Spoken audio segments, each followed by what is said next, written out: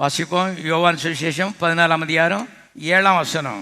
மன்னித்துக் கொள்ளுங்கள் 6வது வசனம். அதற்கு இயேசு, நானே வழியும் சத்தியமும் ஜீவனுமாயிருக்கிறேன், என்னாலே அல்லாமல் ஒருவனும் பிதாவாகி தேவனிடத்திலே ஜெபத்திலே வரான். கவனிங்க, நானே வழி. எதற்கு வழி? தேவ இரக்கத்துக்கு வழி. இயேசு, எல்லாரும் சொல்லுவோம், தேவ இரக்கத்துக்கு வழி இயேசு. ஒரே வழி.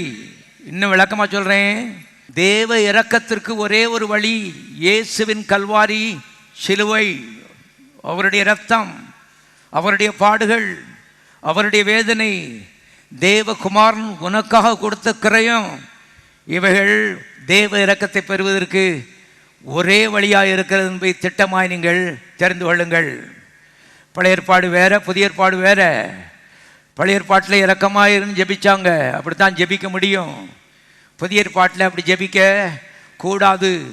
இயேசுவின் மூலம்தான் இந்த இரக்கம் உனக்கு என்ன செய்கிறது? பலிக்கிறது.